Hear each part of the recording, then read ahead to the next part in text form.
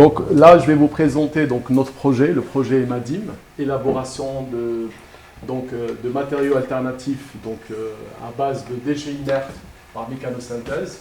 Ce projet, donc, il a pu quand même faire travailler 4 entités, enfin 3 entités ou 4. Donc il y a l'USTP, MAST, donc l'UMR, MCD. Dans l'USTP, il y a moi, chercheur donc, associé à l'USTP, Othman Bouchnafa, Céline Florence, donc, qui est la responsable de la chaire ingénierie des bétons à l'USTP. Et puis MAST, UMR, MCD, donc, qui réunit en fait, c'est un laboratoire, donc matériaux, construction durable, donc qui relie entre l'université Gustave Eiffel Cerema, donc je laisserai le soin, Assia parlera après. Donc il regroupe donc les chargés de recherche, Assia, Gerbi, Rachid Aïdi, et puis Tidi Fashion, le directeur de recherche, qui est le directeur de laboratoire, et puis le CSTB, donc par François Boutin. Le contexte donc, de ce projet, on a en fait pratiquement entre 240 à 250 millions donc, de déchets. Je parlerai beaucoup plus de déchets inertes, qui peuvent poser énormément de problèmes. Déjà, problèmes de stockage, qu'on voit ici, béton de déconstruction, les tuiles, les briques, les verres, les coquilles, les terres excavées. Donc là, on a plusieurs problématiques qui peuvent avoir en fait de ce problème de stockage, surtout pour les collectivités locales. Mais je vais juste préciser qu'est-ce que c'est en fait déchets inertes. Parce que là, les déchets, sinon on va mélanger entre le non dangereux, le dangereux et ainsi de suite. Donc déchets inertes, là nous on s'intéresse en fait à ce qui est défini comme un déchet qui ne subisse aucune transformation physico-chimique ou biologique. Donc, voilà, et pour la valorisation, selon les différentes sources qu'on a pu avoir, on est aux alentours d'entre 40 et 60% qui a été plus ou moins valorisé. Quel est l'objectif de notre projet? En fait, l'objectif est simple. C'est faire prendre les déchets inertes, quels que soient, donc béton de déconstruction, briques, terre, excavées, verre, tuiles, ce que vous voulez, qui soit un déchet inerte. On fait un mélange, on utilise la mécanosynthèse et on propose un matériau alternatif. Donc, les applications, elles peuvent être sur le clinker, soit pour rectif, donc on rectifie le clinker ou bien pour la production de clinker, soit dans le cas du ciment, substitution, voire un liant, soit les géopolymères comme précurseurs, soit les bétons terre comme addition, voire un liant aussi. Mais comment on va procéder? Déjà, je vais définir ce que c'est la mécanosynthèse.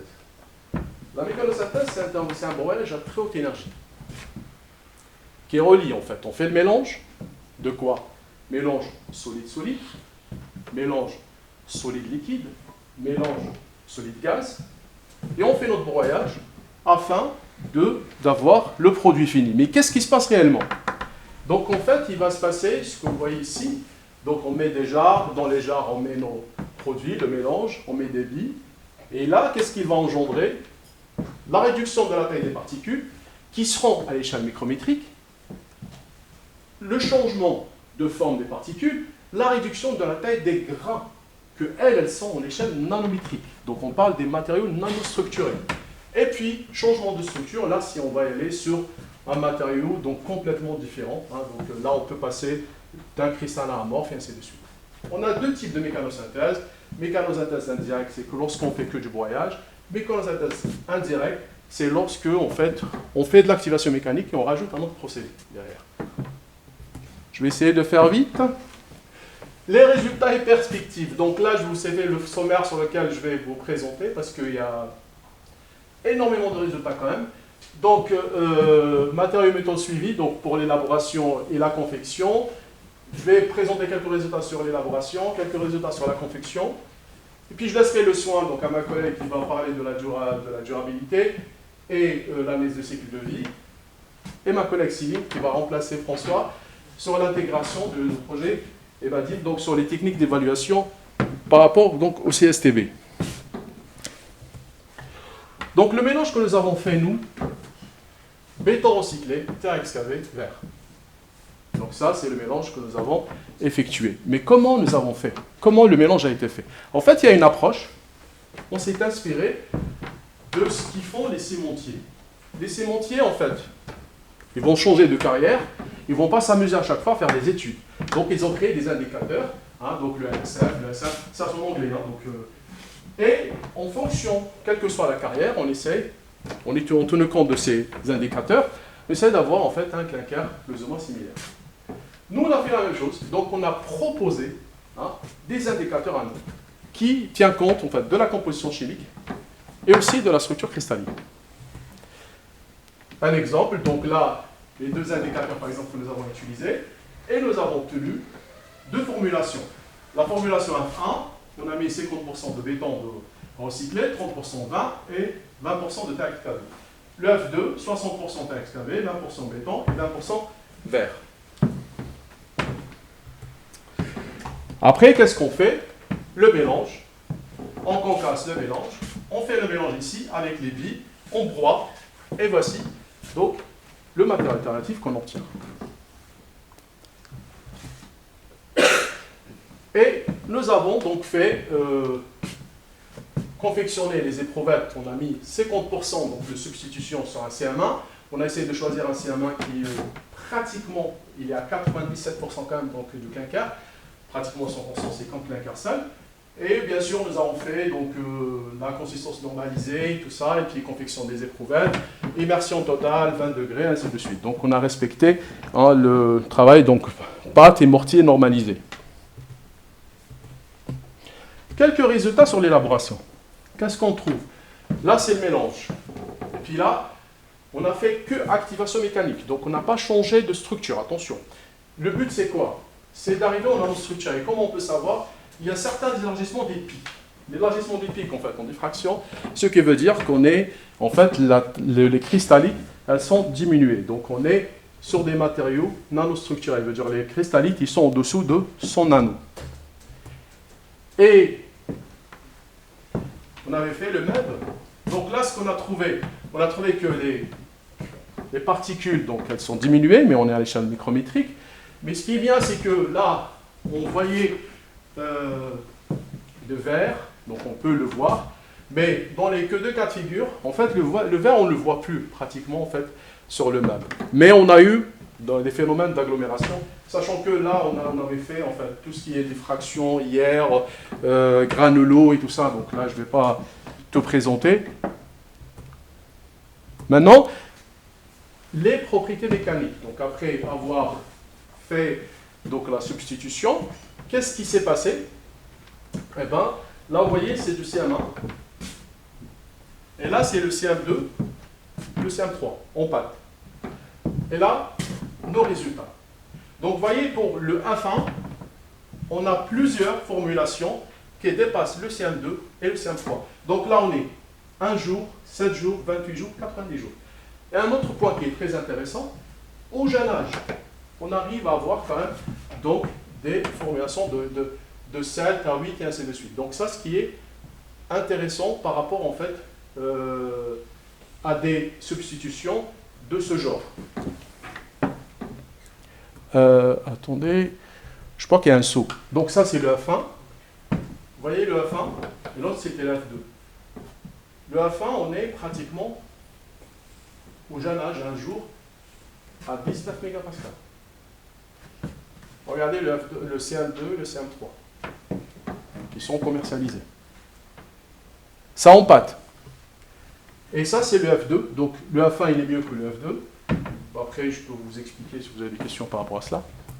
Et là, juste pour que vous puissiez avoir une idée. Là, c'est le non broyé. Donc, 50% non broyé. Et ça, c'est notre matériel alternatif. Il y a, en fait, des réactions polyzonaliques qui ont été faites pratiquement un jour. On a eu le CSH secondaire et on a vérifié avec l'IR in situ. Si vous avez des questions, je rentrerai dans le détail, il n'y a pas de souci par rapport à cela. Et là, on avait fait utiliser la mécanosynthèse indirecte. Qu'est-ce que ça veut dire? Ça veut dire qu'on a fait une activation mécanique plus un traitement thermique, mais à 500 degrés seulement. Et là, on a eu quand même au-delà de 15% de gains, surtout par rapport à 200 tours. Ça, c'est très important. 200 tours veut dire qu'on est sur un mécanique, en fait, un broyage classique. Un broyage que Ecosam utilise, Argicom utilise et les cémentiers utilisent. Là, quelques essais. Là, je n'ai pas mis tous les mortiers, mais c'est pour vous dire que les mortiers aussi, on est au-delà de CM2 et CM3. Maintenant, je laisserai la parole à ma collègue, donc Asia, pour parler donc de l'essai de durabilité. Merci Rabat. Bonjour tout le monde, je me présente Asia Djerbi, je suis chercheur au sein de l'UMR-MCD de département MAST de l'Université Gustave Eiffel. Je pilote la tâche durabilité dans le cadre du projet EMADIM. Donc cela consiste à évaluer les propriétés de durabilité à l'aide de l'approche performantielle. Donc c'est une nouvelle approche qui vient d'être normée, dont le but est de favoriser des liants alternatifs, principalement des liants bas carbone. Donc pour cela, on va évaluer plusieurs indicateurs de durabilité, tels que la porosité à l'eau, la perméabilité au gaz, la carbonatation du matériau et la diffusion des ions chlorure. En plus d'évaluation de ces paramètres, on va essayer de comprendre le mécanisme d'interaction des ions agressifs tels que les chlorures et le CO2 avec la matrice cimentaire, bas carbone. L'étude d'analyse de cycle de vie ou bien les études des performances environnementales sera réalisée par ma collègue Rachida Edir, qui est chercheur au sein de CEREMA et également au sein de l'UMR-MCD. C'est une unité de recherche mixte entre DIMA du CEREMA et FM2D du département MAST. Donc, les aspects environnementaux de ces matériaux alternatifs sont réalisés à l'aide d'un outil normé qui est l'analyse de cycle de vie, qui est piloté ou bien qui est plus piloté par la norme ISO 14040. Cela passe par l'évaluation de l'ACV sur 3 niveaux d'études. Le premier niveau consiste à étudier la faisabilité des matériaux alternatifs. Le livrable consiste à évaluer l'ACV du berceau à la porte. Le deuxième niveau d'étude, durabilité des bétons en intégrant ces matériaux. Et le livrable consiste à évaluer l'ACV des bétons en service. Et le dernier niveau d'étude, il s'agit plus en fin de vie, d'évaluer la recyclabilité des bétons en fin de vie. Pour cela, il faut réaliser l'ACV des bétons en fin de vie. Donc ça, c'est un résumé sur les 2 parties, durabilité et analyse de cycle de vie. Donc ces 2 parties seront réalisées en simultané. Je laisse la parole à ma collègue.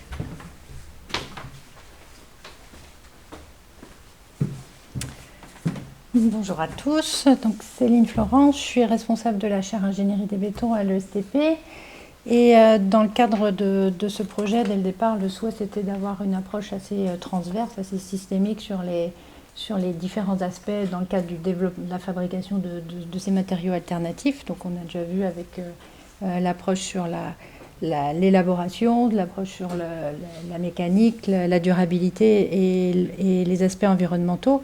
Et on a souhaité aussi également, dès le départ, intégrer la vision évaluation technique. Et dans ce cadre-là, donc, mon collègue François Boutin n'a pas pu être présent et s'excuse. Et donc, je vais présenter cet aspect-là qu'il pilote de son côté. Donc François Boutin, qui est chef de projet de la direction sécurité structure et feu au CSTB.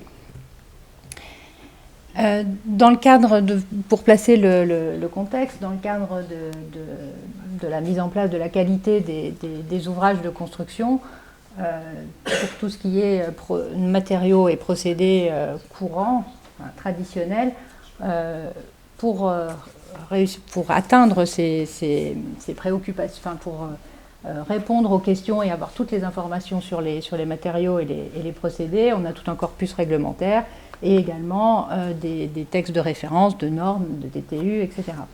Donc ça, c'est pour tout ce qui est technique traditionnelle. Pour les techniques non traditionnelles, innovantes, et notamment dans le cadre desquelles les matériaux justement alternatifs peuvent entrer, on a d'autres outils pour pouvoir répondre aux questions, pour pouvoir donner des informations qui permettent de juger de la qualité et de la constance de performance dans le temps. Donc c'est ces outils liés à l'évaluation, l'évaluation technique de produits et matériaux, avis technique, ATEX, etc.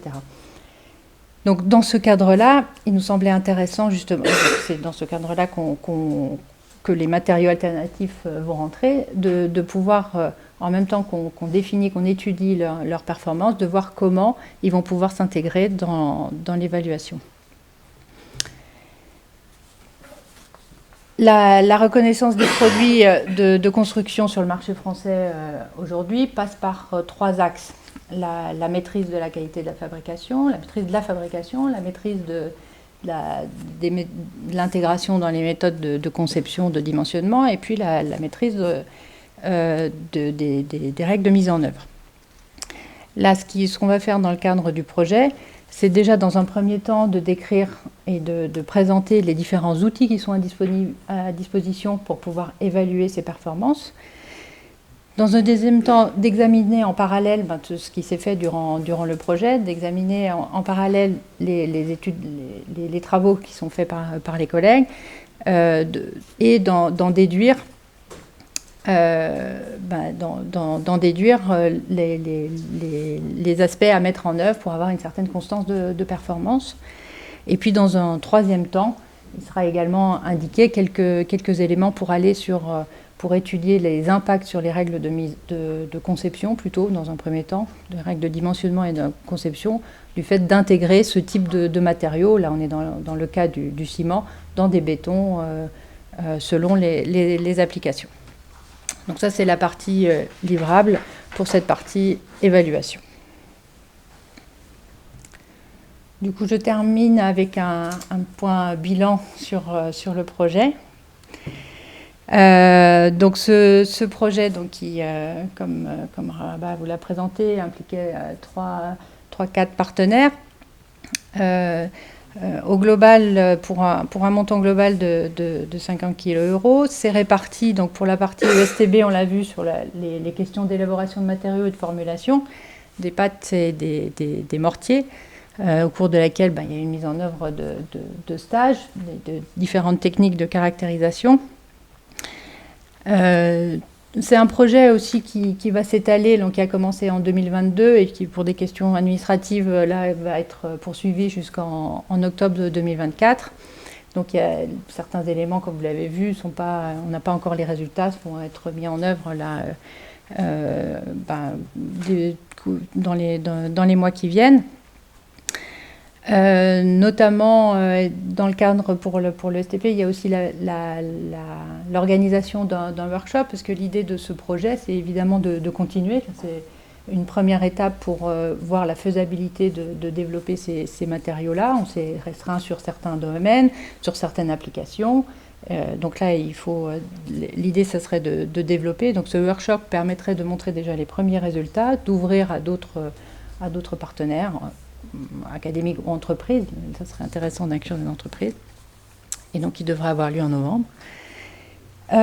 Pour la partie UMR-MCD, donc là, c'est la partie formulation des métiers, études de durabilité et analyse de cycle de vie que ma collègue vous a présenté, avec également l'implication d'un master et de différentes techniques de caractérisation. Et puis enfin, pour la partie CSTB, principalement basée sur l'évaluation du matériau en utilisant les outils d'évaluation technique qui sont habituellement utilisés, mais l'originalité, c'est de les mettre en œuvre dès la partie travaux de recherche. Et je vous remercie pour votre attention.